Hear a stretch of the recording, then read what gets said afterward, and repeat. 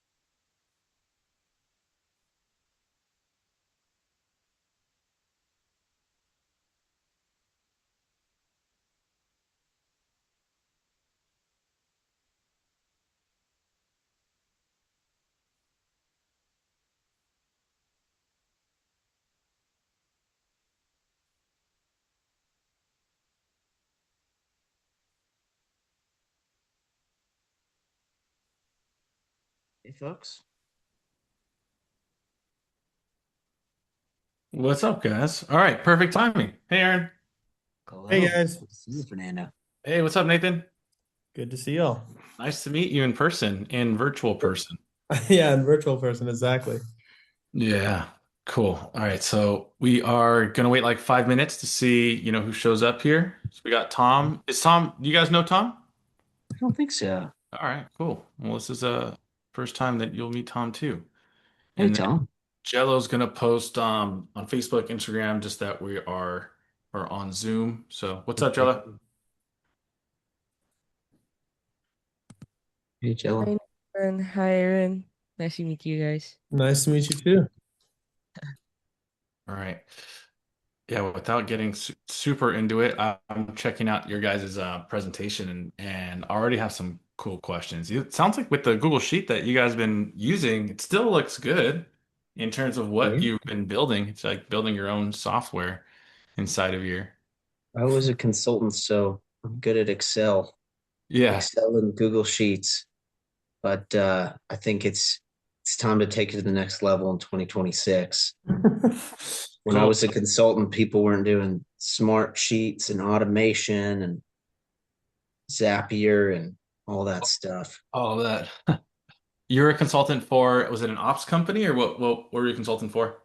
Boston Consulting Group, so it's just a big strategy company, strategy For consultancy. scaling or for ops management? Oh, they do everything. So it's Bain, BCG, and McKinsey are the three big ones that do strategy. So they do every industry, and um, BCG and McKinsey particularly pioneered some of those different like models, like the cash flow quadrant. You're the cash cow, or you're a dog or whatever else. So it's just uh, but to keep growing, they had to move away from pure strategy and ended up doing everything. um, but it's still a little bit different than, say, like Accenture, which does IT integration consulting broadly, etc. Got it. Got it. All right. We got Hi, some more people Aaron. hopping in. Hi, Fern. We got Greg. Greg, hey man, it's been a little Hey, while. how you doing? Dude, it's man, we are still in the struggling AI, built, but we're implementing it into our business, dude. I know it's been a while since we spoke. I know we'll But catch up later. Nice to see you uh, again. But good seeing you too. And Hey, Aaron and Greg. Nate. Yeah, good to Good see to you, see Greg. you. Thanks for coming. We Yes. also had one of our other clients join, Paul. Paul, thanks for being here. All right, all right. We'll Yeah, give glad it you're a here. few more minutes right Fern, now. can you smile? I'll be posting something on your Instagram story as well. Yes. Same with you guys, Aaron and Nathan. Come on, give me That's those a great smiles. name. That's the Ready? best style, One, Nate. Oh yeah, no. 1, 2, 3. Thank you so much. Oh man. That was organic. It was an organic smile. All right, we Yeah, got a few more people trickling in here. sure. Um, so really quick, Nathan, if you don't mind sharing your background with Yeah. Aaron too. I know I've only talked to Aaron mostly, but I don't know if we've ever even spoken. Yeah, so my background's a little, I would say, a little less conventional than Aaron's. I'm actually a previous school teacher. And unknowingly, that's been a huge help in this PadSplit arena, especially with the type of tenants we have. I think that communication skills and being able to teach and talk to tenants is a huge avenue of this type of property management that is very unique to this type of management, like I said, because you're dealing with 8 or 9 to 10 people in one house, and that relational aspect is hard to juggle at times. But so that side of my background has been a huge help. I'm new to the property management world, but kind of going under Aaron's wing and bringing some of my knowledge from teaching, and that's kind of helped, I think, our business succeed because we have a lot of the technical abilities, but then the relational too. So it's been great working with Aaron and being able to use both our gifts in that different way to Awesome. help our business succeed. Yeah, for sure. Okay, so I think we could probably get started, and if if people come in and trickle in, I think that's great. So the way that we're thinking of kind of running this was really just going to be kind of like a live podcast where we just spitball. I talk with Aaron and Nathan just here with like a live audience. Think about that. And so all throughout, as we're kind of engaging and you hear things that we're bringing up and you want to ask specific questions around them, then drop it in the chat and we'll make sure we get to it. So Aaron, Nathan, and myself will just be looking at the chat at the same time. But yeah, it was just going to be questions. I haven't caught up with Aaron in probably a year. Has it been like a year, maybe, that last time, that we really had a conversation? Time flies, but I think so. I did your loan maybe in 2024, end of That's right. 2024. That's right. And then you started the property management company shortly after. Yeah. So all in all, you guys felt like how can we disclose how many rooms you guys are managing right now? Sure. You guys okay with Yeah. that? So how many rooms are you guys managing right We're now? at about 800 now. Which So is over 100 properties. that's wild because normally like I didn't think that you guys had grown to that big in such a relatively short period of time. So amazing, dude. Yeah. Super amazing. When you guys started to build your own property management company, what were the things that you focused on and saying, hey, like if we just have to get this one thing right, what or a few things right? What were you guys focusing Yeah. on? I think one big thing for us and me seeing this business with fresh eyes and seeing some of the older properties not managed by Aaron, I think the thing we wanted to focus on was quality. Quality communication with owners, quality communication with tenants, quality maintenance, and quality rent collection, all of that. I think that's kind of where we want to shine is being the highest quality in the space. In the space? Yeah. Anything to add, Aaron, on that one? Yeah, I'm gonna pick two. So first of all, I came with an owner's perspective because I had about 20 co-living properties, and I wanted this business to enable any owner, including myself, one day in some sense to be able to really step back and just go, hey, they got it. I don't have to be plugged in because they're all over it. And then second thing is one thing that's been part of our DNA is just maybe like kindness or intentionality towards tenants, towards members.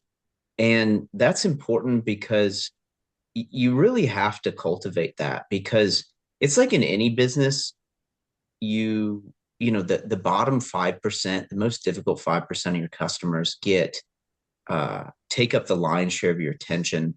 And it's the same way with with paths with tenants, but perhaps more so than say a tenant more in the middle of the demographic spectrum, because this is one of the bottom rungs of the housing ladder. So Yeah. we deal with all the frustrations, and Nate and I we complain to each other about it, and we sympathize with each other about it, but we also keep encouraging our team to work for the good of those tenants, Solid. and Solid. be kind.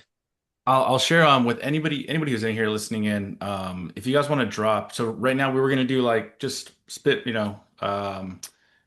getting some questions and things answered from Aaron and Nathan for like 15, 20 minutes. And then they could probably ask questions to me on the financing side afterwards. We just switch. But if you have questions related to property management, like drop them in the chat right now. Or if you have questions on how they're doing things, they're in Atlanta. You guys aren't outside of Atlanta, right? We're both in. Correct. Yeah. Not outside of the metro yet. Right. So primarily in Atlanta. I don't know if I clicked that to raise my hand. Um, but yeah, so go ahead and drop it in as we continue chatting. I think I was looking at your system here, and one of the things you guys talked about is your screening. So like how you're screening your eviction rate is 2%. That's crazy. 2%. Talk to us about, I'm sure everybody like wants to know, how are you guys maintaining the 2% eviction rate? And then how are you calculating that? Is that internal calculation of eviction rate, or are you using PadSplits calculation of eviction? And what I see as a different, because I own PadSplits too. Sometimes even though they're an eviction on PadSplits dashboard, they don't really have like an eviction it's category all the time. They might just put that property on hold, or there's like a different status. So how do you guys calculate what is an eviction versus PadSplits platform and in-house? I'll take the calculation and then maybe the front end of that question, and then I want to pass to Nate. So the calculation is essentially like down to the room and the month level. So literally right now we've got about 800 rooms. We have 3 rooms in eviction. Eviction portal with our really wonderful attorneys has 3 rooms. I mean Wow. three, yeah, 3 people Three that are those. rooms in eviction. So And that so is 0.3, 0.4%. yeah, and that's there'll be times when there'll be more in there, but like generally we don't even keep someone in eviction for the entire process because we still keep working with them, and they can talk more about that. But a little more about the front end is just good selection. And so this is one of our key things is picking the best tenants practical. And in Padslit, it's not easy, guys, but uh and you have to make money at the end of the day. We want to say yes, but we try to hold people's hand as much as possible through the process to get everyone that qualifies according to our qualifications over the line and clear out everyone else. And so it's a 13-step process now. I could show you more about it later, but it goes down to the level of like we do our best to find out if they've ever sued someone in a slip and fall accident, because you know what? I had a property where I owned, and we had to evict a tenant for not paying rent, and he had sued someone previously, won 1.5 million for getting shot in a parking lot of a convenience store, and he threatened to sue us, and well, he actually had some experience doing it and winning. So um, even though he had no case, like it's not fun to get those threats. And so we've started looking for that kind of thing. Yeah. So now, but Nate is just crucial on the eviction avoidance side. And I thought I was pretty good at this, honestly, when I was focused on, my properties. But Nate has come to exceed me. He takes on each eviction as like his personal challenge, like in a really cool way. So Nate, why don't you give a few pieces, and I would recommend you give your story from the other day at Downs. Can I ask a question Yeah. on that really quick, Aaron? So specifically, like it's because you've got like touch points. So you're saying there's questions that you're asking. Is that like a form, or it's phone calls? You got multiple touch points on the front end. This is research. It sounds like you're doing like background research on top of PadSplit stuff. Is that just to be clear? That's what's going on. Yes. Yeah, I call it the best damn free uh tenant screening that you'll ever get. I mean, it's still free. We're not making them go through an additional in a paid step, but Yeah. we're searching the local counties for evictions that PadSplit missed. We're checking income, we're having phone calls, chat GPT, criminal history, all sorts of stuff. Wow. Cool. All right, Nathan, take it away. Yeah, for sure. So, like Aaron said, I think that we've found that initial screening process to just be so effective in drama and problems in houses. We've inherited a lot of problem properties where you have a lot of hard tenants that you need to get out, and there's sometimes where there's a law on revenue because there's just such bad tenants in the house. But our screening process really fills it in with more quality, and than we've seen, and a lot less drama. When it comes to evictions, like Aaron said, I do take it personally. I hate filing evictions for not only the owner but for myself. I'm very competitive, so like I don't. I was a coach too when I was a teacher, and I don't like failing, and I see it as a failure when I have to file that. I always call Aaron. I'm like, man, I think I have to do it. My process is we have two people. Yeah. You're Are like, no, you're like, don't let me do this to I you. love it. I'm like, I think I have to do it. Aaron's like, yeah, man, do it. Like, I don't. What are you waiting for? I'm like, maybe I could do something else. And to give you a little taste of it, we have two people on our payment team. They are the first initial contact.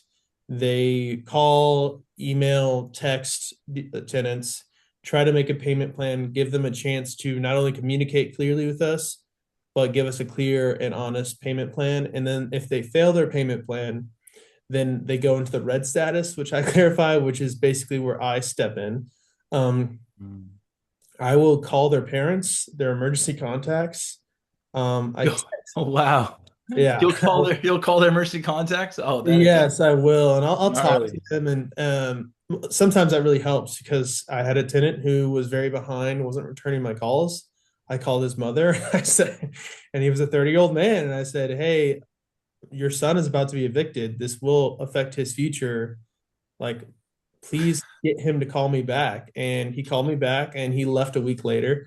Um, and another scenario too is I text people. You're like, dude, why you calling my mom, man? Yeah, God. I'm a snitch and I don't care. And um, That's yeah, it awesome, is a though. Paul says I classic, haven't heard that one before, dude. That is solid. Really good. classic teacher move is very true. Another thing too is sometimes if you relate to these people and you're sympathetic in a way, you can convince them that it's not in their best future to get an eviction. So we've also done stuff like cash for keys, which is offering people money to leave, and that's going to save you not only in revenue, but then you don't have to go through the eviction process, which also costs money. Yep.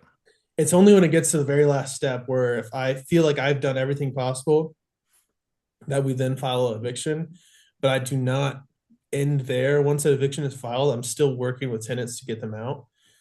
So I can give two examples. One of them, we had an eviction hearing pretty recently where I had communicated with him that if he paid and was able to pay, that he could maybe return to the house, but he had to hit certain quotas. So we talked to the judge and we made a plan with him that he would pay certain amounts, and if he missed those, a writ, which is what you need for eviction, would still be filed. But it's that personal relationship where we'll see if he pays.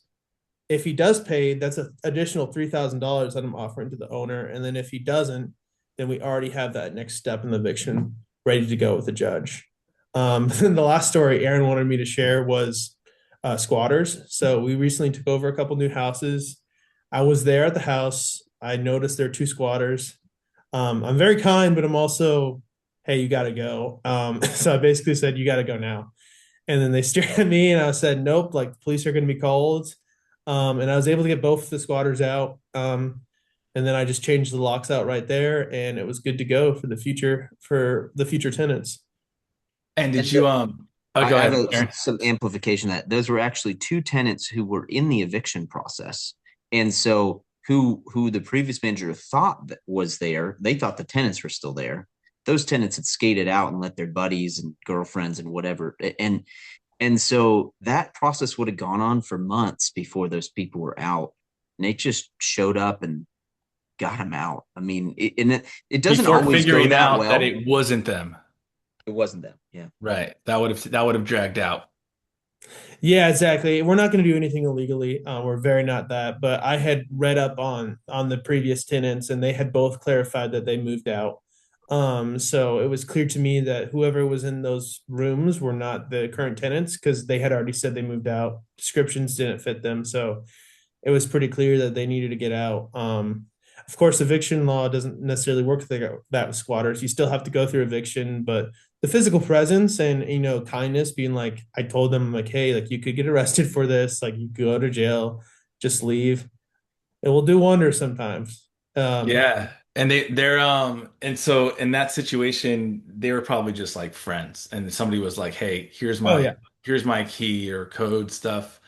On exactly. that, how prevalent do you think that is that actually happens? That did actually happen to me too. And do you think that some people argue mechanical locks versus digital locks, where like somebody moves out, like immediately change the codes, Mhm. versus mechanical locks, like you got to go in, it's a more physical labor. Yes, Um, I'm a huge advocate for digital locks. We do have a majority mechanical locks, but as of recently, I think I'm leaning more towards digital. Reason being, if a person abandons the property, so sometimes you'll have someone go in the eviction status or not in the eviction status, they're close to there, and you realize, hey, they're not communicating with me. None of the other tenants have seen them because we call other tenants to see if they saw the person, and then it's pretty clear they could have abandoned the property. And in that scenario, you can go under a digital lock and you'll see when the last time they used their code was. So you oh, can see, oh, this person hasn't been in their room for 2 weeks. yeah. They're not responding to anything we're doing. And then you can set up abandonment notice and do it all legally. But that's Mm. another advantage. And then obviously you can change the lock same day in my home instead of having to be there in person. And how do you guys get around the biggest argument to that is changing the batteries? Yeah, so we have a battery setup. So we have a battery holder in our houses. We send AA batteries from Amazon. They're not too expensive. We have a note that says if your lock starts beeping and says low battery, you're responsible to then fill them. And then I think another key difference is not using a deadbolt, but using a regular doorknob. Because worst case scenario, you can easily get into those rooms. They're still secure to the normal person. You can also use a lockbox and put keys in the lockbox for each room if you want to go that extra step. Nice, nice, nice. All right, man. No, this is pretty solid stuff. It makes sense how you guys got to the 800, and no, everybody that I've referred over or has asked about you guys, I've only been able to hear great things. So you guys are doing great. So far so good. Appreciate it. Any questions right now other than the praise from the peeps here? But Greg shouted you guys the Velvet Hammer. Just imagining Greg say I that. love that. So the presence in person at scale. So you're like going in there once a week or once a month or something like that in terms of the room inspections, or you have a team on the floor that does that, or you're taking that on. So currently it's still me. We do it about once a quarter, but it really depends on how well the property is running. So if the property is running well, there's no signs of abuse, then I don't need to be there as much as possible when it comes to physical presence. But of Yeah. course, if there's any issues, if there's drama in the houses, smoking in the houses, then more physical presence is needing. That being said, we are looking for another person to do what I'm doing. It's just difficult because you want someone who's relational, good with people. That's another aspect I didn't say too. A lot of the people we're dealing with know me, they've met me, they've talked with me. So when I Right. tell them, hey, you need to pay or else you're hurting my business, like they don't want to screw me over because they know who I am and they've talked with me and I talk with them about normal stuff, normal life. Yeah, that makes sense. Most of them, there's still, 2 to 3% psychopaths or Yes. sociopaths, but most of the normal good people that works so well. Whereas a lot of those good people, if it's an impersonal corporation and they don't even know who they're talking to when they message PadSplit, uh, revenge evictions are very common. Yeah. Aaron has a very good quote where it's not the bad doctors that are the ones that are sued. It's the mean doctors that are the ones that are sued. So you could even be bad at your job, but being nice to someone goes a long way. Of course, I'm not gonna lie, there are definitely crazy people in pad splits, but that's why we have screening also. But there's for sure that too. So So there's another aspect here, Fernando, of having a personal touch, and it's having really good people. And so w we have about 11 folks now in Serbia and the Philippines. And Serbia is just from a previous work connection I had. And it's like one of the best places to go get European talent that's still significantly cheaper than the US. And then, everyone knows kind of the advantages of the Philippines in terms of an outsourcing location, but we pay above market and we don't go through agencies and we get really good people. We also fire about half of the folks we hire and we think we're getting better at hiring, but it's still like not everyone can fit in. And so as an example, we've got Laverne as our tenant relations manager, aka drama manager. And she's out of the Philippines, and Laverne just rolls her sleeves up and she gets into the drama with people. And we empower her. If you need to talk to someone for an hour, if they just need to vent, if they're just lonely, you can talk to them. And that's helped us in a lot of ways. When we ultimately have to get rid of someone because of behavior or something, they know that Laverne cared for them and talked to them for hours. yeah. And she's also got that kind of, well, she's a mom of three and she knows how to discipline as well. So you don't have to just have physical presence to have personal touch, and having really good people who are willing to pick up the phone is a huge part of that. Big time. Yeah, I think that is so key because when there is drama, when there is move-in issues, when people are being dirty, they know they can call someone on our team and talk to a physical person and talk about their frustration. And that just keeps occupancy high. I had a lady tell me the other day that she doesn't love her room, but she loves her managers because so she stays. And like I'm like, okay, that's That's great. that's great. And I say that because not every room is perfect. And she's in a basement, and you get fumes or whatever from cars or being lower there. But she likes our management, and she's like, I didn't have this at other pad splits that I can literally call the manager and talk to the manager. Mhm. I don't talk to them for an hour. If I need to, I'll say, please talk to Laverne, but I do answer the phone whenever I get a phone call. Yeah, yeah. Wow, guys. So right now, let me see, I'm checking any questions from the audience right now. You guys are all good?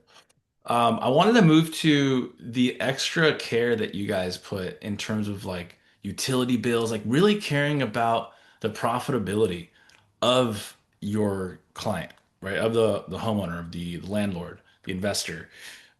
That's something that I don't see a lot of, right? Taking ownership in the profitability of a client. So talk to me about like where that really comes up.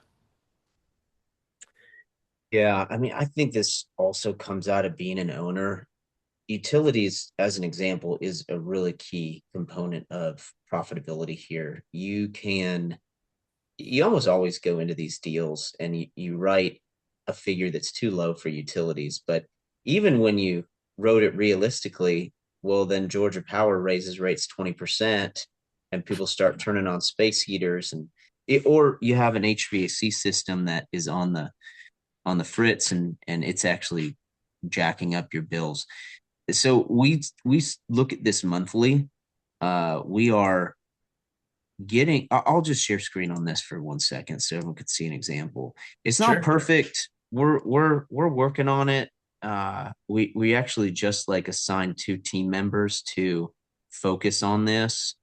So it's not just Nate and I, as time gets more limited between more properties. So am I sharing screen?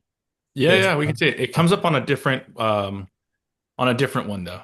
a Oh, different screen than what you might be seeing when you share your screen. Sometimes it comes up somewhere else, but I see okay. it on my side. I see it on the Okay. right side. Cool. So this is an example where we'll go into Georgia Power. We'll look at daily usage when something seems off. This one in particular, there was a HVAC issue at this house where uh, it turns out it was just a bad compressor, and it ended up like damaging the service disconnect. It like destroyed the wire going out to the service disconnect. But so there's a couple of things we had to untangle. But you know, once we And got that that was, fixed, yeah, go man, ahead. yeah, once we got that fixed, usage dropped dramatically, and this was really killing its profitability. So And we so try how to. much is that? The biggest green one. How much is that in dollars? Like, do we know at all? Like what that might be? Yeah, it's over here. You can't see it well, but that biggest one was 24 bucks a day. And after that, it pops down to more about like seven, eight, well, $4 to $6 a day. So that's like a yeah, that's like a 4x, 5x uh That was just a savings. bad compressor. Wow. And it Yeah, just takes somebody looking into that. So I'll definitely admit that I don't, man, even for my own properties, just taking the time to look at all this stuff. Um, yeah. no, that's huge. And right, and it sounds like you've got a couple of clients here that you're managing their properties too. Yeah. Oh, so they can call you out. They're like, wait, do they really do this? Give me a thumbs up Yeah. if they really do this for you guys right now. Let me see I that. wish we found dramatic things like that every month with everyone, but hopefully, you're seeing the results of this. It's a good case study, definitely. You were going to get into maybe the last thing here is some of the technology or the plans that you have for 2026. So can you guys want to share like what's your vision for what you're creating and what's gonna happen in 2026? Yes. So, and then Paul said, not enough to trend for me. Did we not get your utility report out last month, Paul? We're behind on November, but we've got every other month. Oh, Paul's calling you. Paul's calling out your Oh, process. Hey, okay. Greg can speak to us. Greg is one of our first clients. He can speak to it for sure. Oh, okay. Paul said We he did, but only okay. 3 months in. Yeah, the trending is hard, especially when you transition or you take a property over as you get into winter. It's like everyone feels great about utilities in October, and then December or July is a different story. Uh-oh. Avi says he doesn't think he's gotten it. Okay. We'll Have you touch base found with any you on that, anomalies with Avi. us, Aaron? I Well, can't. but they're only 2 or 3 months in. It kicks in at 4 months, guys. That's that's right. That's That's what you right. got to be with us for 4 months to get that benefit. That's what. Most dips. Yeah. Well, honestly, part of caring for people is we gave our bookkeeper 30 days maternity leave, which I think is kind of unprecedented for someone in the Philippines in this kind of role. But 30 days paid. And so we had to find a new bookkeeper. We found an awesome one. But and that was after firing the two replacements. And so we got him at the very last minute before she went on maternity leave. And it's been a little crazy. So frankly, for the past month, we have struggled just to get client money out on time, and the utility things might have fallen a little bit. So In in the priority. So yes, thankfully Christine's back. And we're over capacity, we're above capacity where we need to be in the accounting team now. yeah, So that's good. No, well, my wife's due in April, and I'm gonna 30 days. That's it. You're back. You're back in the grind. You're coming in. No, I just think that's great. yeah, I know it's That still is nice so of you guys. savage, honestly, but Okay, okay, so 2026. yes, so for 2026, talk to us. Okay. So I think we need to get way better in 2026 from an automation standpoint, AI standpoint. And so I want to ask Fernando about some of this stuff when we get to his section. But there's one big decision that we're working hard to make right now, and it's an AI maintenance software. So either one of the solutions, there's a vendor called Vendoroo, and there's a vendor called Property Meld. Property Meld is like a big maintenance software that has been around for a while, but has made an acquisition with the AI side so that you can now call them as a tenant or get into their web app and message them, and it'll actually troubleshoot you and try to solve the problem and collect pictures, collect video, and give us a really good ticket. Because we spend a lot of time, tenants make a really dumb ticket like the toilet's broke, and we don't know what that means, and they don't pick up their phone when we call them when the maintenance person starts their next shift. So and then there's just a lot down the line from visibility, uh, tenant satisfaction, vendor communication, all of that stuff. And Vendoroo is the other option. They're about 5 times more expensive. It's about $3 a unit versus $18 a unit. Will that help with the two dryers that Mm. keep having problems? God only. Here's another thing about. Here's something about appliances. I think we need to really go on an appliance replacement binge. And owners may not want to hear that, but man, I'm tired for you guys of paying $300 to fix a $600 appliance. And Oh, yeah. so what we recommend usually is when it is just to get a new one and pay $600 plus maybe 150 for warranty. But the problem is you have to go find out what happened, and the appliance tech, they all charge a certain amount just to show up, 75, $100. Our guy charges $75, and then he's like, well, it's only another 200 and I can fix it. And you're like, okay, but gosh, I wish I could just get that 275 back. And so that's That's something a we're working on. another aspect too is just a ton of usage, so you have a lot of issues with that. But one thing that we're trying to get better with too, and I think we have is charging back the tenant when the tenant is at fault. And that's a big aspect of the business that it's that extra step, but can be needed. So if a dryer is off centered because people are overloading it, and we've warned them not to do that, and that's the continuation, it's continuing to happen, then that cost needs to be brought back to the tenant because they're abusing what's in the house. Um, Yeah. and that's something we're getting better at, and we've already, and that's what a huge focus of ours. Yeah. We finally have team members that are just that is part of their weekly cadences, reviewing plumbing bills, especially to pass back, and as well as look for other abuse. So, anyway, AI maintenance stuff. There's a lot more we could do. There's a lot of automation. Fernando was kind of teaching me a little bit about something called Zapier, Monday, etc. I mean, PadSplit has no APIs. They have no API access still. And so it makes it harder, but we got to figure out a way to start integrating when people make a booking request that goes to this sheet.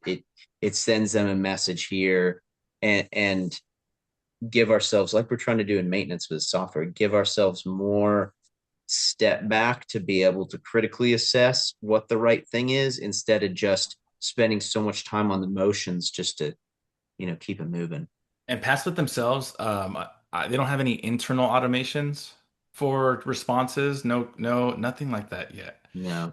Oh man, crazy, crazy that hasn't. Well, I guess, yeah, they got different Yeah, I priorities mean, and I don't know. It's like choices. they're trying to be Airbnb, and I bet they're on a 0.5% of the budget of Yeah. Airbnb as far as the tech development platform. So I think they do great for what it is, but it could be a lot more. Yep. Yep. Yep. Says you got a question from Avi. Okay. Well, this is also a good question for Fernando. So I think this is a good transition point for the financing. Um, so in the Atlanta metro, which is what we know well, the challenge right now is vacancy. And I'll tell you that I've had various points in my time with PadSplit where I've been like, what the hell is going on with this vacancy? Is PadSplit going down the tubes? Are they ever going to find more tenants? And then it always fills back up. And I hope this is one of those times again, but it is tough right now. Vacancy is Mhm. really tough. Rooms move slow. Yeah. I'll speak to that too. And one thing we offer is every week, me and our leasing manager go through all the vacant rooms, and we adjust the price to try to get more interest in the rooms, increase promos, take away move-in fees. It does get to a level though where you can't really reduce anymore because then you're affecting the current tenants in the space. If I'm renting a room that's 150 and the new guy gets a room that's bigger than mine for 130, I'm going to be pretty angry. So there's that balance, but it's also trying to be aggressive in our promos. We're very aggressive in our promotions because it's filling those rooms as quickly as possible is a huge desire of ours. But there is a slowing market right now. I do think it's bouncing back a little bit, but I think there's some of the winter months. It's been pretty hard. Yeah. And so what that means for the market, I mean, what we see is a lot of people coming on with new inventory and it's nicer. It's not your standard 8-2 with, that stupid table in the kitchen that is like really tiny with you probably know it. And it's not the bear drinking beer, piece of art that's hanging up in the top corner of the room. It's like looks nice and it catches the eye, and it may not it's probably builder grade stuff, and it's old vanities, it's laminate countertops. Oftentimes it's not premium stuff, but it's well staged. It feels like home, and so I would not be buying a budget pad split right now without a plan to turn it around and make it like that, or just plan for rates in the 130s and the 140s. There's still going to be people that Mm, need that, but yeah. I'd be really careful about your assumptions. And I think that's another thing too, is I think there's a huge market for better rooms and nicer rooms, and it keeps occupancy for longer too.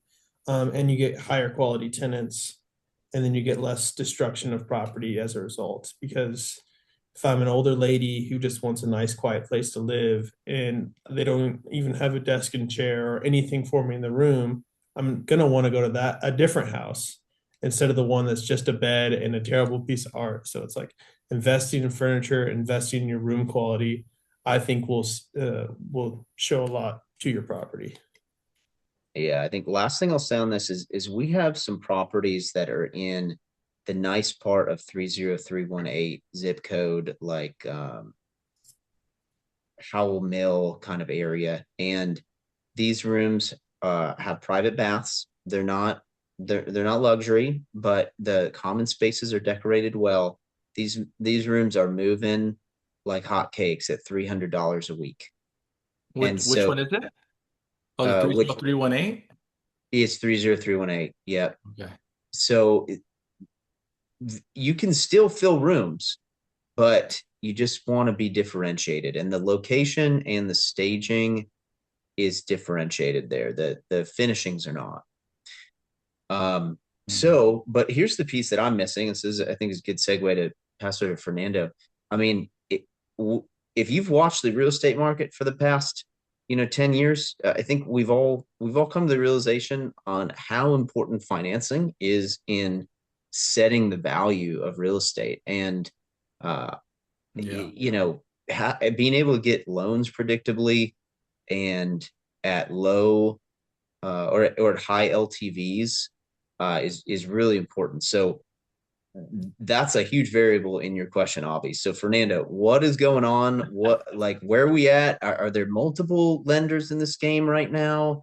What's the Yeah. LTVs? What's the rates like? Do they know what they're getting into, or do you still have to dance around it with the appraiser? Yeah. So just for those that don't know me too well, so I have closed in the last two-ish years, like 250 loans for real estate investors, and about 200 of those is probably specifically for co-living investors. And in the last 2 years, we've probably switched co-living lenders 8 times. So, and the LTVs have changed from 20% to 30% down payments, your 80 LTV refis, 70, 65 LTV refis too. And to Aaron's point, we've had to live in the gray area of scrappiness to get a lot of these deals done, where we're literally like remove. day of the appraisal, you're moving the bed that's in the living room into a different room, and you have to take a picture of that where it shows kind of like vacant to make sure that that fits in the appraisal of the lender and all that stuff, right? So there's just a lot of that has to happen. We have to work with lenders that if we're doing a refinance, um, and they didn't accept pad split or co-living, then we want to make sure that they don't ask for a lease, even if it's occupied. So there's like things like that that we'll have to navigate through. Usually, conventional stuff denies pad split pretty quickly. So the majority of the products we're using are DSCR or bank statement, or there's something called full doc non-QM, which just means that we close in an entity using your income, even if you're a W-2 earner. So we're using those variations. We're doing a lot more bank statement loans. Actually, like for in your case, have you heard of a bank statement loan before, No. you guys? So like your property management company receives a crap ton of deposits, right? Every single month. Yeah. You as the business owner can go and get a loan to buy more pad splits using your property management's bank statements as income, as Mm. deposits. And we can use between 50 and 70% of your deposits as income. This is crazy. Without ever asking for tax returns. We don't ask for tax Well, returns. We don't yeah. ask for pay stubs. It's called a bank Mm. statement loan. These are super huge for entrepreneurs that have a strong cash flowing business. Even if they're net, we don't look at expenses. Wow. Isn't that crazy? That's great for our business because we're a high net and a high outflow because most of it's going back to the owners. Yeah. So that's those are we're using those products. If the property is not a pad split already, we can buy 15% down. We can do, if it's a conventional, you can go even 10% down second home loan, 15% down investment loan. Interest rates on 15% down is going to be in the sevens, 7.25 to 7.75. Um, Depends what your credit score is too, right? But that's kind of where that lives. Once you go 20% down, you're probably more like 6.75 to 7.25. Mm. 25% down, you're probably like between 6.625 and it depends Okay. but this is non-pad split, just to be clear. So non-pad split stuff. Okay. Once you and so people they're refinancing, or they're refinancing out of hard money, converting to pad split. They're buying regular properties, converting to pad split. So that's where that kind of fits in because you still have a Okay. lot of those people Yep. that are Yep. going into different markets, still buying in Atlanta, which is cool. So then you've got the pad split products. Those is where we get the most variation. Last year, we did have a lender for about 4 months who did allow us to do 20% down on occupied pad splits. And Mm. that worked for about 4 months. And then they shut their program down. And the reason why people shut their program down, so I broker loans to the lender. The lender funds loans with a warehouse line that they have in a bank. Let's say they got 100 million with that bank. They can fund $100 million at a time, but then they run out of money. So then they have to sell that loan that they just created. They sold, let's say it's a $200,000 loan. They originated the loan. They gave somebody the money, right? If it's a refi, then they gave the investor the money. If they owned it cash, they give them $200,000 in cash back to them, subtracting closing costs. Now they have a $200,000 note at 7% interest. And if they keep doing that and they don't sell that note, then they run out of money. And if they run out of money, they start losing. They run out of business, is usually what happens. So they have to sell that note to the secondary capital markets. Those are capital market investors. And those can be, so they have to sell it. The problem is there's so many audit now because of the 2008 crisis. There's so many audit pieces where there's audits that happen at the lender level, at the underwriting level, at the next level of selling the loan to Mm. the capital markets. And then at the capital markets level, when they sell a loan there's aggregators, there's people that will buy up 1,000 loans, bundle them together, and then sell the entire package. Okay, so there's all these layers, and in every single layer, there are audits that are done on all the files and all the appraisals.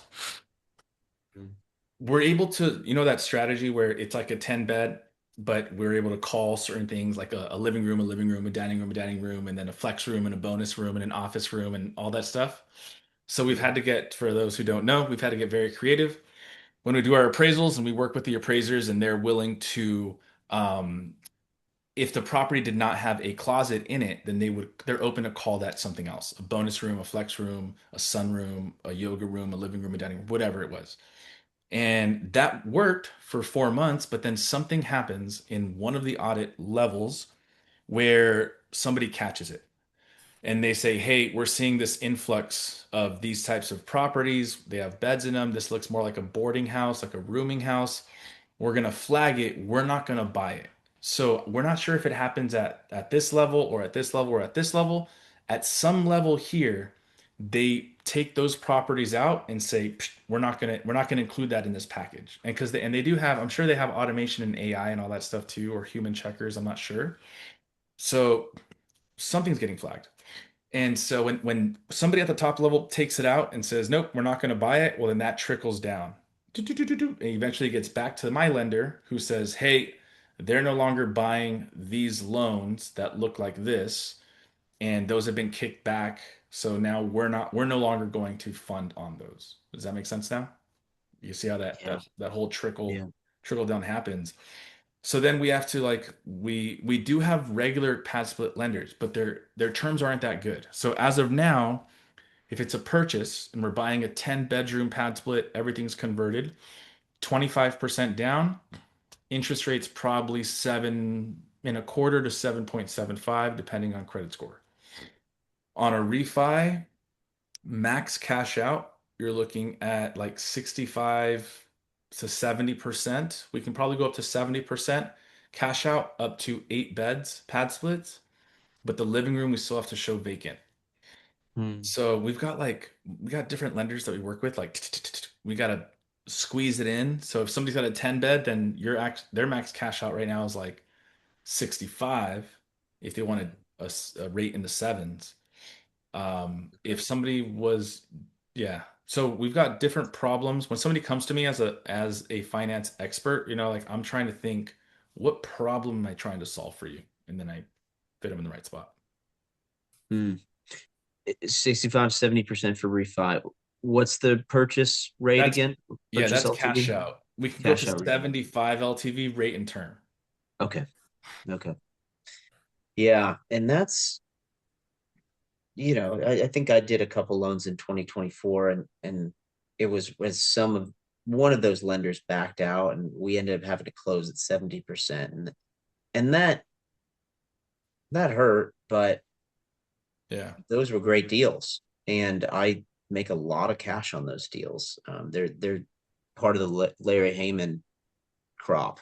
Now they also tend to go bad because that they did some sketchy renovations, but and they're on the budget side, which is having some troubles right now. But just the cost basis was so low. So buy well, be realistic about your business case, and I think it's still a good year to purchase. Especially, do you think rates going down, Fernando, more broadly, is that helping us at all? Um, Sort of. I mean, rates have gone down. There was times, man, like in Yeah, 2024, I was giving out rates in like the eights and even the nines. It was yeah, I it think was I'm in the brutal. eights for It some. was it was super gnarly. So since then, we're in the sevens consistently. There is some scenarios where we're in like the mid sixes, mid to high sixes in some unique situations. Um, for the loan amounts that most people are in, especially in Atlanta, loan amounts are like under 300, right? Um, Hmm. the loan amounts, not the values. Like your value can be Hmm. 400, but your loan amount's still at 300 or less. The difference in like 1% isn't significant in terms of cash flow. It could be like Yeah, $50 a month. yeah, So when some people are like, "Oh, should I refinance right now?" And if they're going to go from like I don't know, an 8 to a 7.5, I'm like, it doesn't really make a lot of sense. You're going to pay more money to do the refi, and you're not going to capture your ROI for a lot later. yeah. Um, So ultimately, I think as a pad split, $50 also isn't like a yes or no on a deal. Yeah. If you're so right now, I'm still seeing like I'm not seeing things slow down, which has been good. I am seeing a little bit of a dip in terms of property values, that Mm. values aren't coming in where they're at, and I think that's because the low interest, or sorry, where the interest rates are means you just have less buyers. We have a little bit less buyers, and properties are sitting on the market for longer. We're definitely seeing that. Have you guys noticed that at all, or are you guys hearing that? Yeah, I actually want to show people something. This is, I think, the most important indicator to look at on what's going to happen with price. But let me Is it the days on market? it's the Fred housing inventory Let's see active it. listing count. Do you ever look at that? No, no, no. Show me. Show me. Show me. Share your screen. Okay. Let's see Okay. it. So where'd my meeting go? Okay, here we go. By the Yeah. way, Nate has to go at 8:30 for he stepped out of a church event he's leading. So Okay. Sorry about sorry about that, y'all. Hey, man, we appreciate you making time to hop Yeah, on. of course. okay, so check this out. This is a normal housing market. This is Atlanta area active listings, normal housing market pre-COVID. We're hovering in the between 20 and 30. Okay, check out what happens. We got down to $8,000, 8,000 homes on the market in March 2022. Anyone who's Well, buying around March 22 remembers how insane it was. If you weren't a cash buyer with no stipulations, you weren't anything. yeah. And guess where we are now? We were up to 28,000. We were almost at a high in the 10-year mark, but we had inventory start to drop in August, which is rare. Most of these dips are very seasonal and they started in November or Mm. yeah, November November. 2023. Look at that, Oh November wow. 2022. That's where the dip started every year. Now the dip started in August and it's dropping Yeah. more. So I don't know what this is going to do here. I'm really interested in seeing what happens with the January data. But that's a really important thing to watch. It looks like it's, even though it's going up and down, it's still up and down and to the right. Like it's Yeah, still linearly progressing on yeah. average, right? You can see that it's kind of got like a strong base. You can probably draw a line between all the bases right there, right? So That's true. And if we went so November 2024, well, let's just say this peak at 24,000 to this peak at 29,000. If we had another peak at 34,000, and then we are literally past this data in 2017, like that's going to start to feel a lot different. It's going to feel really like a buyer's market. But like I said, this dip started earlier than it normally does. So hmm, we'll see see. what that means. Yeah. Yeah. No, I appreciate you sharing this. I think that I see it on the ground, when you Mm, got valuations coming in and people are like, oh, the values are coming in low. It's like, well, if the values are coming in low, it means that the sales comparables are selling for less yeah. than what maybe somebody who buys a property to rehab it today, 6 months down the road, they're expecting a certain value and it comes in low. And it's like, Yeah. well, 6 months is about the time where an appraiser uses sales comps. And so Right. if you ran an analysis using 6 months back and you buy the property today and then you rehab it, refinance within the next 6 months and the values are different, that's definitely a risk that people Yeah. taking. But conversely, if you buy today or you buy in a couple months and prices are down versus last year, the year before, and then rates drop and prices start climbing back up, you feel like a genius. And you get to refi and still keep that lower basis. So, is it a good time to buy this next year? Well, I Man, don't know, that's an but it's interesting a hell of a question. lot better time to buy than it was March 2022. And me and Yes. everyone else was buying in March 2022 and probably making some bad decisions on occasion. So yeah, and I think Man, it's ultimately, I think it's up to the investor who is figuring out how to make money Yeah. and knowing how to buy the right property. I'm with you as well. Like I bought a property that needed a lot of rehab, and I went through the whole rehab stage, and I'm kind of learning the pain of having to fix a property that breaks down. And I'm like, dang, how could I have analyzed that in my numbers? It just feels hard to have analyzed when certain things break down because you don't know when the furnace is going to break and the roof is going to break. Like I didn't at least. Some people would say, well, yeah, if you roof inspection and for like like you should have known, like calculated how when things are going to break, and so you're going to have to expect to get a different type of property or factor that in early on my rehab in my numbers at the time of purchase. So, but ultimately, I mean, people are definitely still buying. We're seeing pad split market a lot, but I also do loans in all across the United States, and that's what I'm noticing. Are you guys seeing saturation at all in Atlanta from what you can feel? Like when people talk about, oh, is Atlanta saturating? What's your take? The only I think I'd go back to my earlier comments. Like I've seen this happen before, where vacancy seems high and it's always bounced back. The thing that feels a little bit different right now is there's a lot of it feels like there's a lot more institutional interest. And when I say institutional, I just mean larger investors Hmm. that are getting into this. It's more legitimate than it was 5 years ago when the only institutional investor that at least I know of was Larry Heyman. And so I think that there's going to be continued supply. Atlanta is not going to have a supply problem. So can Hmm. PadSplit grow the demand enough? Right. Yeah, I totally agree with that.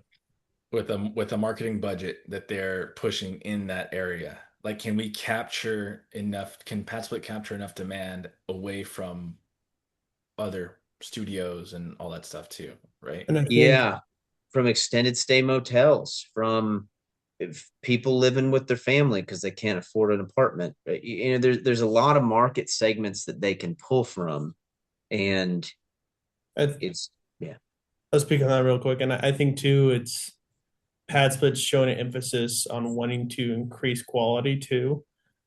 Just talking to people in PadSplit, and I think a big part of that has to do with the rating system that was recently implemented into PadSplit. I think they want to get the market of like a young professional or a college student or someone who is a different tier than say the normal PadSplit tenant. But to do that, you need higher quality properties, Mm. and Yep. that's not taking over older properties. It's completely resetting the property. Um, Yeah. Whole new furniture, whole new rooms, get everyone out, get every bad actor out. And yeah. Yep. Yep. Yeah, guys. I think you have to take off, right, Nathan? Yes, thank you all. I appreciate it. If you have any questions, I think my email is going to be there. So please feel free to email me. Yeah. Jello, can you drop everybody's contact info here? Yeah, you dropped mine. Perfect. Can you drop Aaron's and Nathan's? Uh, if we don't have it, actually, I might have it right here is from your. yeah, yeah, yeah. I'll drop it in there. You All got it. Thank right, you. get back to it, Nate. See Take ya. care. Appreciate it. Bye. I think we should have a little special edition. And so, unless there's questions from the group just about general financing, I would like to ask Fernando a couple of questions about automation because in a couple minutes earlier today, he taught me a lot about automation stuff and blew my mind. And I think has been thinking about this for a while. And so, if there's no other questions, I've got some there. Yeah. Anybody have any questions on financing, co-living financing, hard money, BRRRR strategies? Invoice authorization. I don't think I've taught you that any before, Aaron. I had a question, Fernando.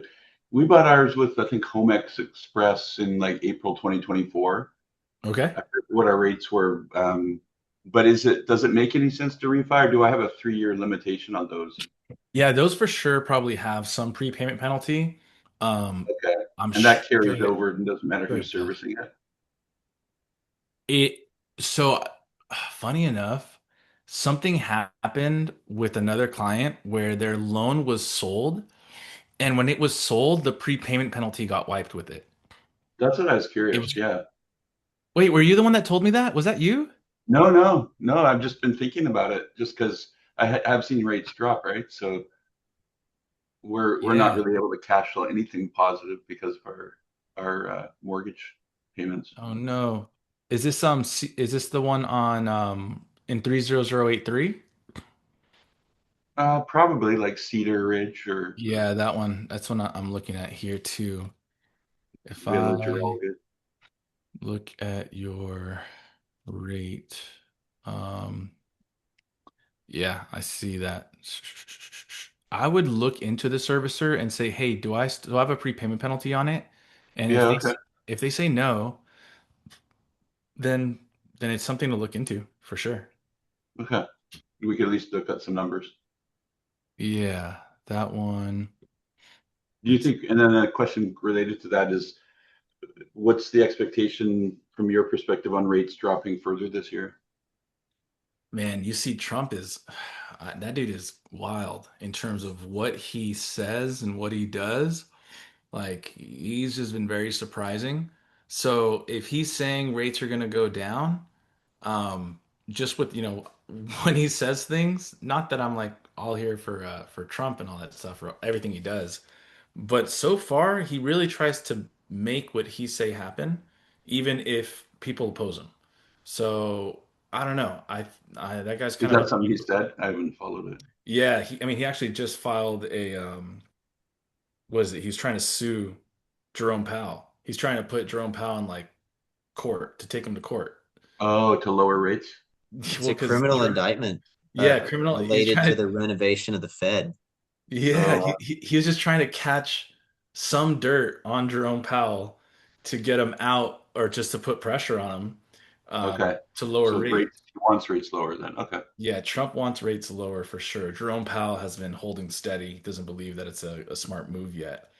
And I guess Trump cared so much, or people in the higher ups cared so much to do that much digging in research to actually file something against Jerome Powell, which I thought was interesting. Okay. That's like something you see in a movie or like a Suits episode where like Yeah. you're trying to get dirt on someone. You're like we need to get this guy. We need to strong arm him. We need to get dirt on him. Like make a decision, and then they find this like loophole to try to strong arm him. So Got there's that. In terms of like what my fundamental belief is, as we just saw, like I think we're barely getting to a spot where demand and supply are starting to level out and property values are starting to drop, which as a young dude, I like. Like I want property values to drop so that I have an opportunity to buy low and then be a part of like growth again.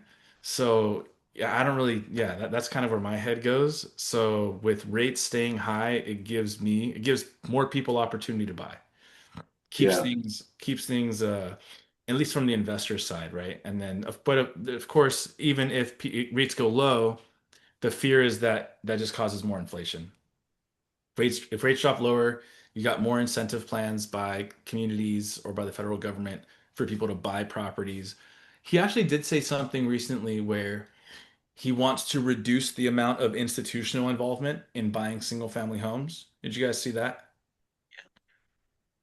So he wants to, yeah, he just doesn't want, which I don't know what percentage they are Mm. buying, institutional investors are buying, or what the They definition. own like 3% or some or less of the housing market. But what that stat kind of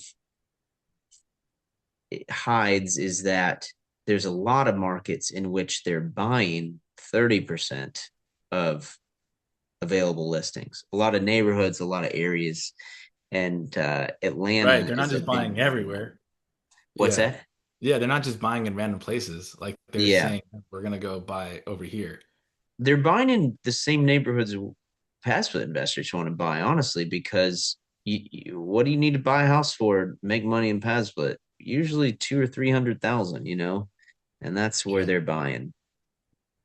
I was reading something So to answer your question, Greg, yeah, number one, check on the prepayment penalty, and if there is, then I think we just talk and see if what the costs are to refinance versus what you're going to be saving monthly, and if the years to get that return is worth it. I think Appreciate it, man. Thanks.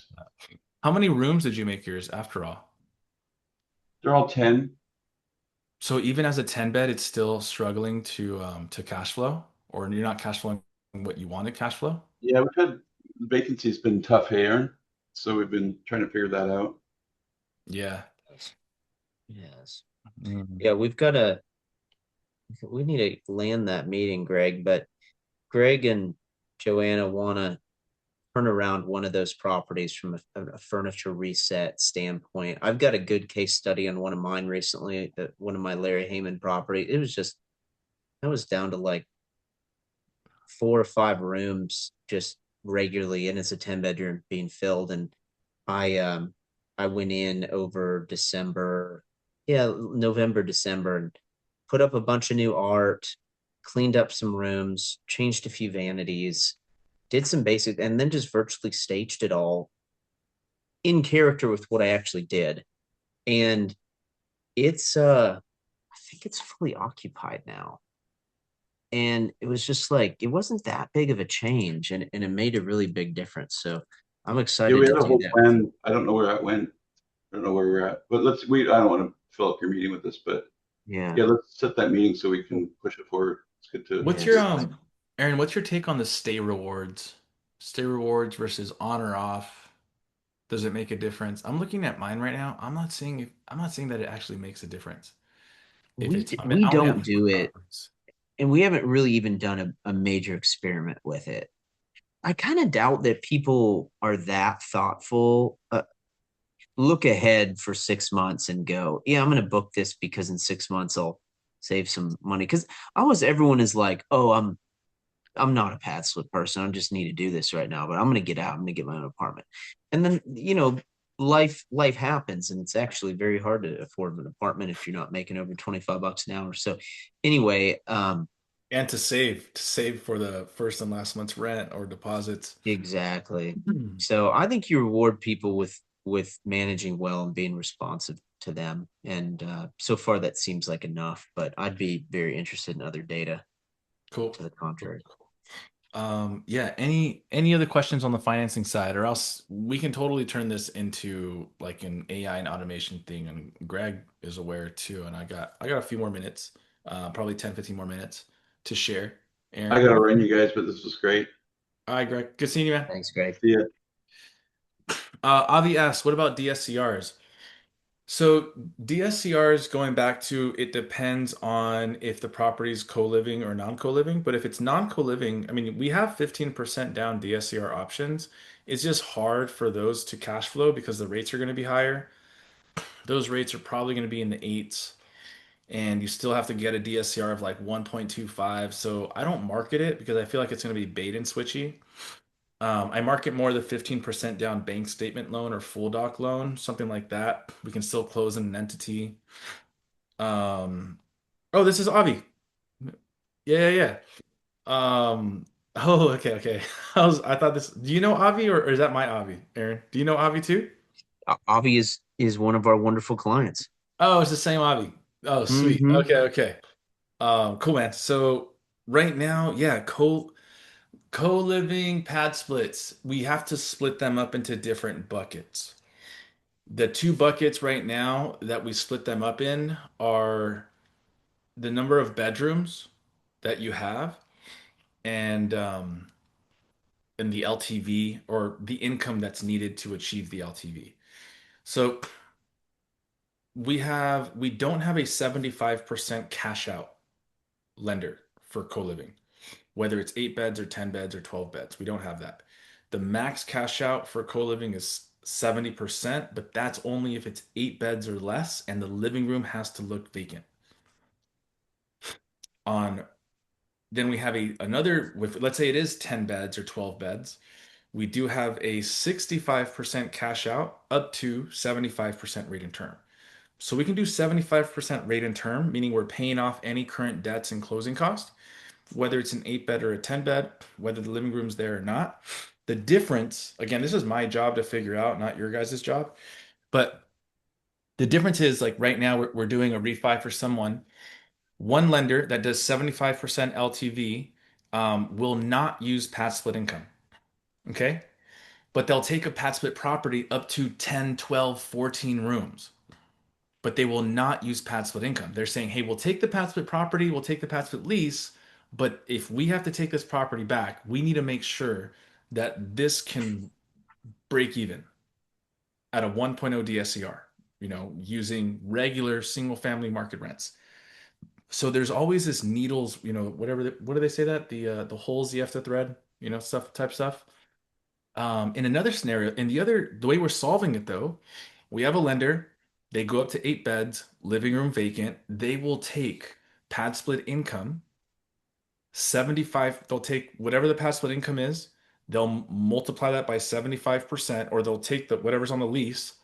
And if that number and the true deposits of what people are getting, right? If so there's a lease number and there's deposits people are getting.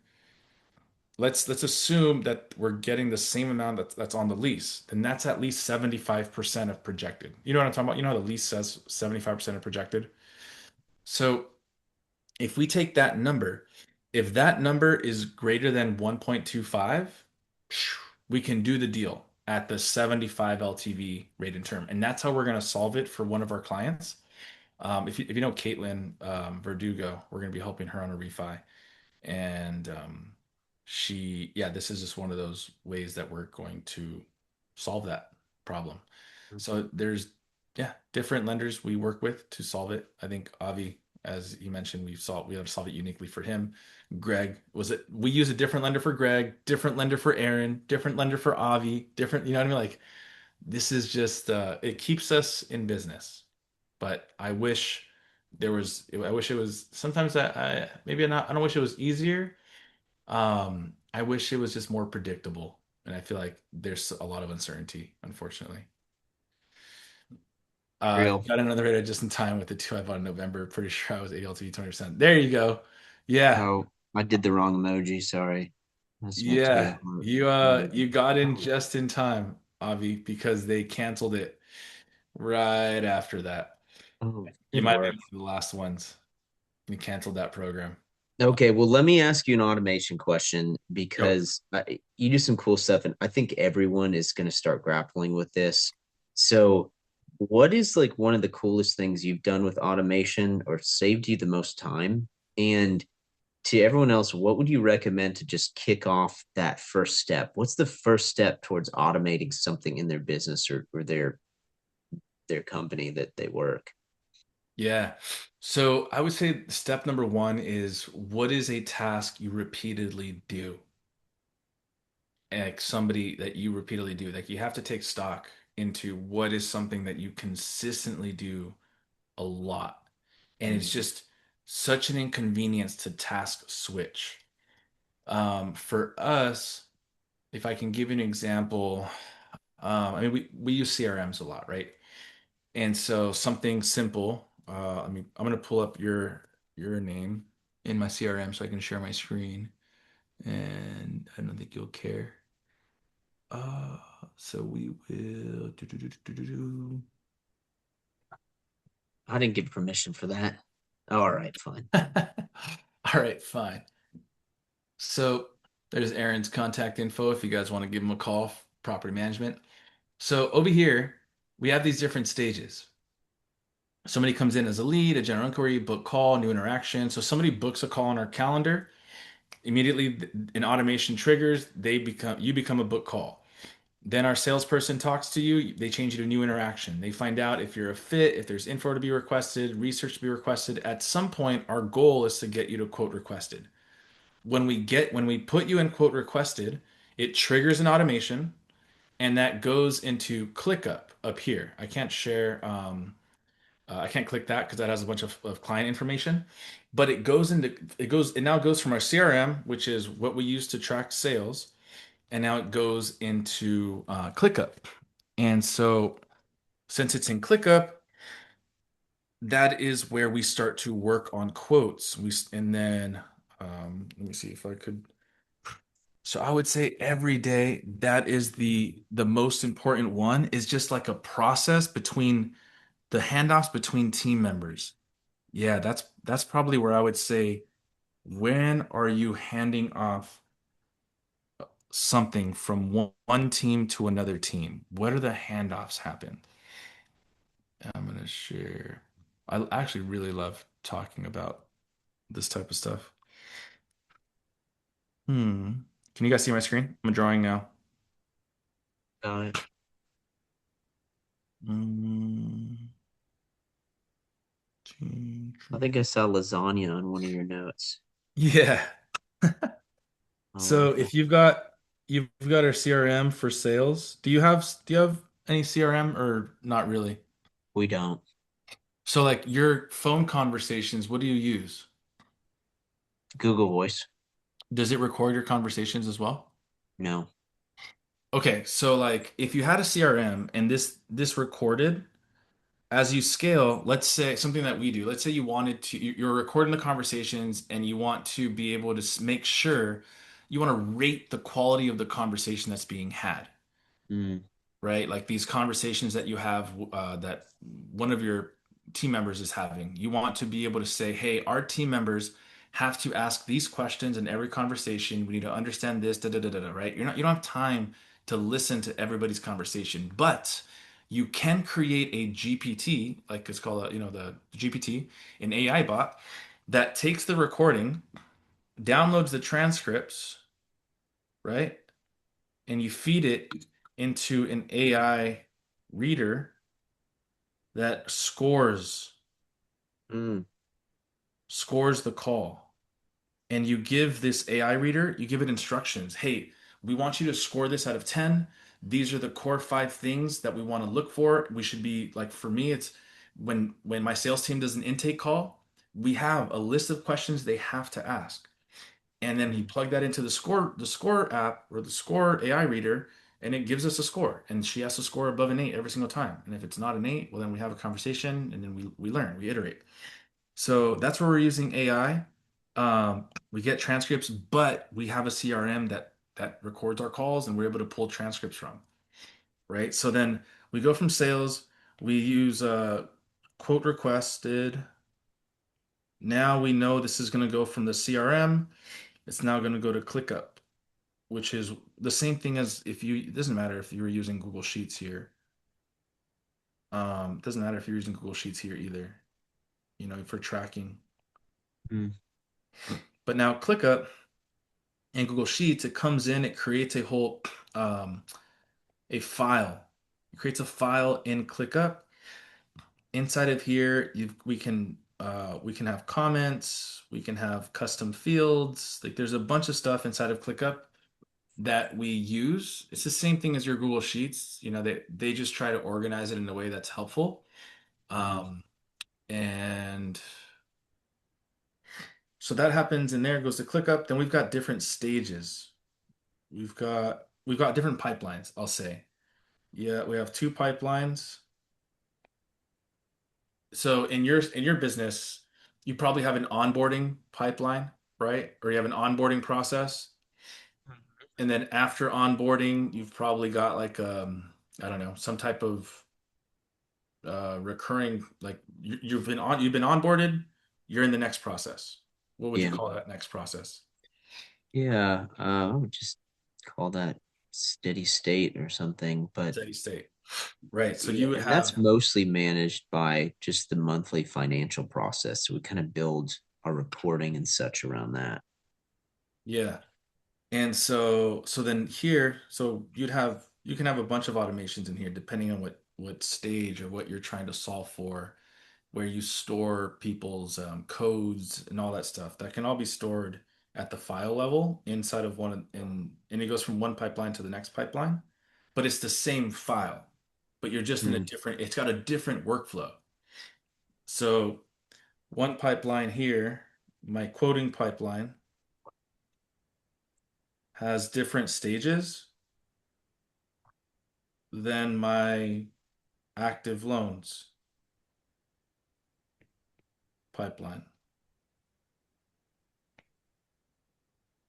These have different stages, so therefore they're different pipelines. But the same file that flows through here, right? So it starts with them in my CRM. That this is all connected. So if I were to go into my ClickUp and show you a file that I have, I know what day they triggered a quote request. I'm Mm. tracking that data. I know what day it triggered a quote request. I know what day they came into active loans. I know what day we cleared them for clear to close. I know what day we funded. I can go into their file in here and I can take me directly to their CRM so I can see our conversations. So I have so much more data that I can do things with. So I'm doing a lot of projections, a lot of analysis. I know exactly how many interactions it takes to generate one quote. I know how many Mhm. quotes it takes to generate a new loan. I know how many new loans it takes to close one loan. You know what I mean? Like I'm able to clearly track all that stuff. I know how long everything takes. When something goes wrong, we're able to see exactly what stage it went wrong in. So ours is much more of like a workflow in that case. So we have, I'm just trying to share with you kind of where we're at so that it's maybe giving some ideas. When it's inside, one of the coolest things we have right now is when we have the file, and you can do this inside of Google Sheets too. It's not unique to ClickUp, but inside of ClickUp, we have a drop down. Like, let's say this is HOI and this is title. We have little status drop down buttons right here. And this just says like order HOI and order title as one of the drop downs. When this button gets pushed, then we have a connection that goes into, email, and then email automatically is written and gets sent to Mm. the title company or sent to the insurance agent because we know we send the same exact email every single time to the insurance agent. All it does, the only difference is the fields. Like, so we said, what are the five core fields? So then inside of the email, you put fields in here, right? So this is a field, that's a field. This can be loan number, address. You get what I'm saying?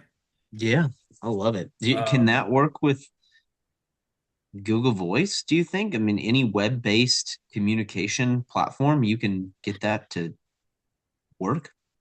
so what I was actually the thing I was gonna tell you to look into Yeah. is because you want to send like automated voicemails, right? Or auto text messages. Is that right? Mm-hmm.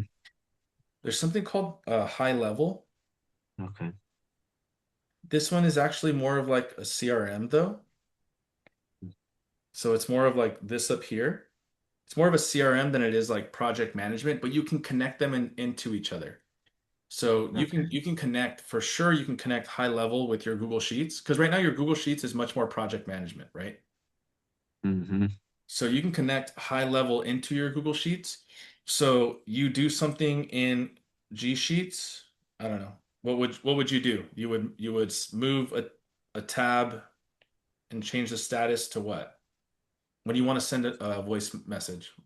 Oh, yeah. I mean, okay, so there could be something that are all right. We've done the initial investigation on a new booking request to be like this person's worth talking to.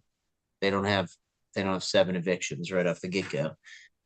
So we could drop down and say they've moved on to conversation status, and then that's when the text message and gets pushed, and then the text message makes it more likely to pick up our phone call because Oh, they so you do know an who's you do calling. an automated text message already?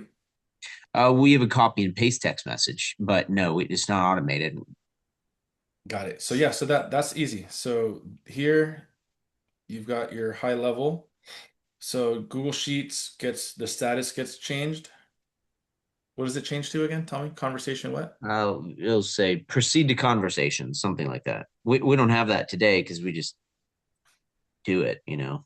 Yes. Status proceed to convo. Automated text gets sent from high level, and you can do another one, which is a voicemail drop if you wanted. I think that's what you were telling me, right? Hmm. I hadn't thought about that. You're saying you can actually send a voicemail? Yeah, you can send a voicemail. You can Wow. send them a text and a voicemail. Hey, we just and it's just a recording of you. I just shot you a text message. I just wanted you to go through this and then da da da da da. Whatever you want to say in the voicemail. Wow. Um, and then that's it. And then now they're in this next process here, and you triggered these automations. But the way that you Hmm. get it from Google Sheets into high level, this is what I told you. You use Zapier. But Okay. Zapier is the most basic one that I would tell you to start with. I don't Hmm. use Zapier anymore.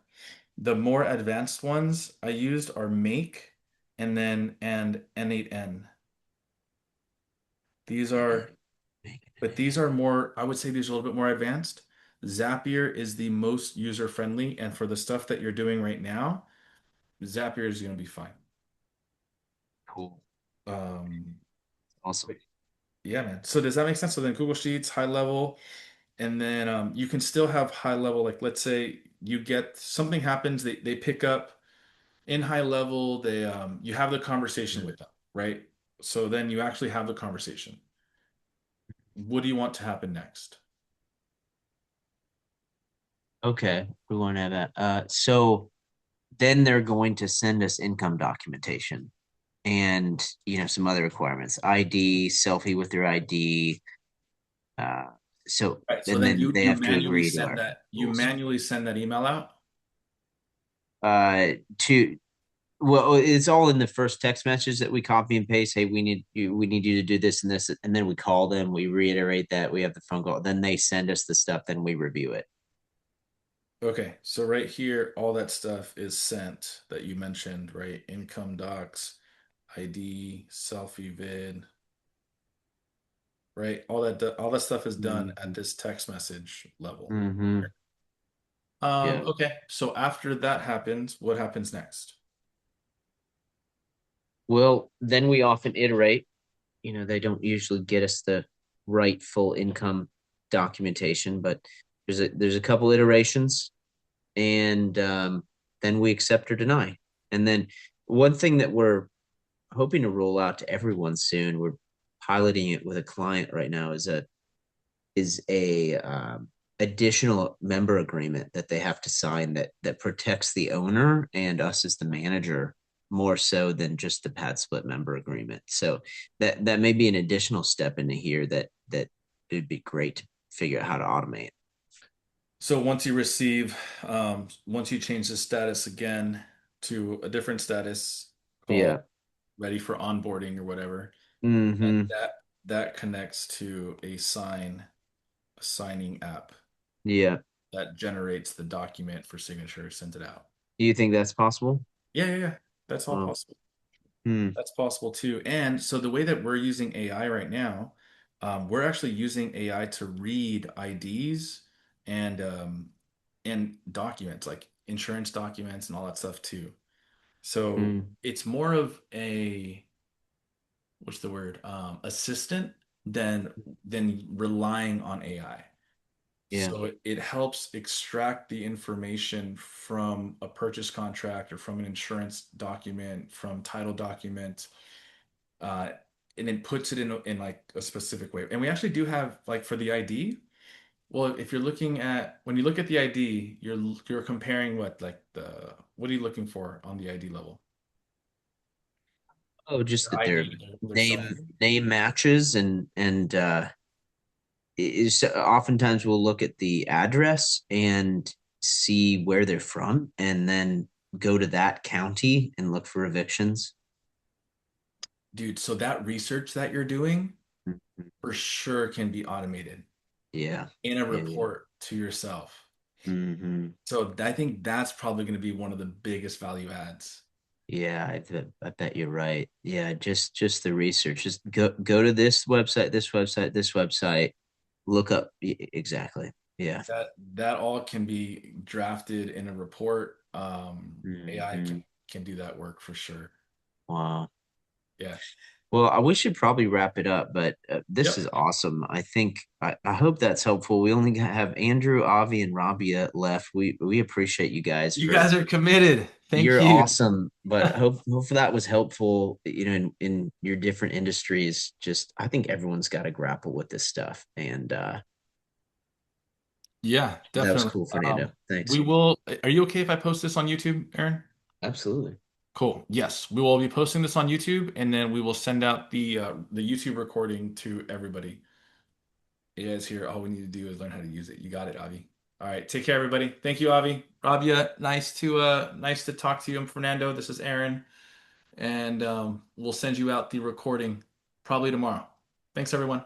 Later, Aaron. Appreciate Thanks so you much, man. folks. See All ya. right. All right. Bye.